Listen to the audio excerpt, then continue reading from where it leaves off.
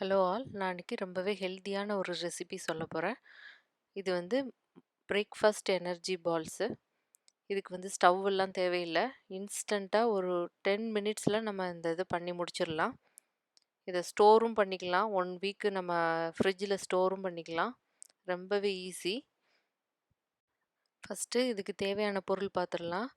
Cashew வந்து ஒரு 20 numbers எடுத்திருக்கேன். அப்புறம் டேட்ஸு. கேஷ்யூவும் டேட்ஸும் ரொம்ப ஈக்குவலாக எடுத்துக்கணும். கேஷ்யூவை வந்து இந்த மாதிரி சின்ன சின்னதாக நம்ம கட் பண்ணிக்கணும். டேட்ஸில் இருக்கிற விதையை எடுத்து நம்ம எடுத்து வச்சுக்கலாம்.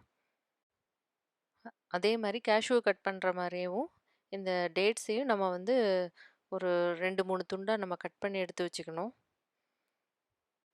அதுக்கப்புறம் வேர்க்கடலை பொடி, அது வந்து 2 டேபிள் ஸ்பூன்லேருந்து 3 டேபிள் ஸ்பூன் வரைக்கும் எடுத்திருக்கேன். எதுக்குமே அளவு இவ்வளோ தான் போடணுன்ற அவசியம் இல்லை. உங்களுக்கு எவ்வளோ விருப்பமோ அவ்வளோ போட்டுக்கலாம்.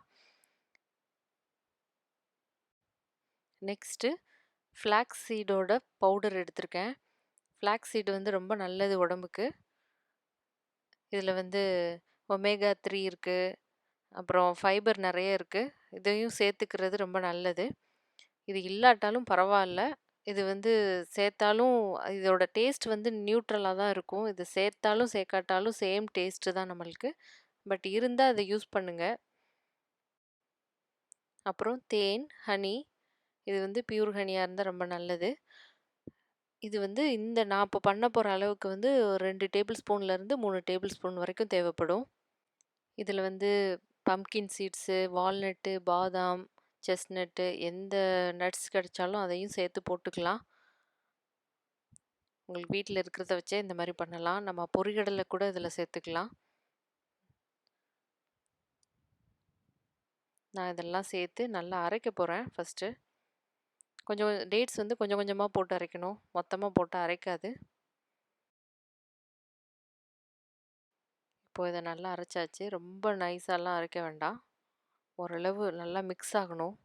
அதுக்கப்புறம் இதில் வந்து ஹனி சேர்க்கணும். ஹனி வந்து பியூர் ஹனி இல்லை, கிடைக்கிறது நம்மளுக்கு இருக்கிற ஹனி வந்து நல்ல ஹனி இல்லைன்னு நினைக்கிறவங்க வந்து இதில் வந்து ஜாகரி வந்து நம்ம கிரேட் பண்ணி வெல்லத்தை நல்லா துருவி இதில் சேர்த்துக்கலாம். அதுவும் ஒரு நல்ல ஆப்ஷன் தான். நல்லா பைண்ட் ஆகும். இப்போ வந்து இதை வந்து நான் வந்து உருண்டை பிடிக்க போகிறேன். ரொம்ப கஷ்டம்லாம் பட வேண்டாம். ஈஸியாக உருண்டை பிடிக்க வரும். வீக்லி ஒன்ஸ் இந்த மாதிரி பண்ணி நம்ம வந்து கண்டெய்னரில் போட்டு ஃப்ரிட்ஜில் வச்சிடலாம். மார்னிங் இது ஈஸியாக ஃப்ரிட்ஜிலேருந்து எடுத்து வச்சு சாப்பிட்டுட்டு போயிடலாம். இதோட நம்ம 2-3 ஃப்ரூட் சாப்பிட்டாலும் போதும். நல்லா ஃபில்லிங்காக இருக்கும் நம்மளுக்கு.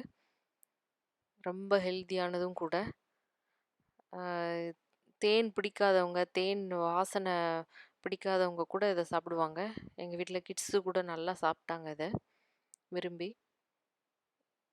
நீங்களும் இதை மறக்காமல் ட்ரை பண்ணி பாருங்கள். பார்த்துட்டு எப்படி வந்ததுன்னு சொல்லுங்கள். Thank you all.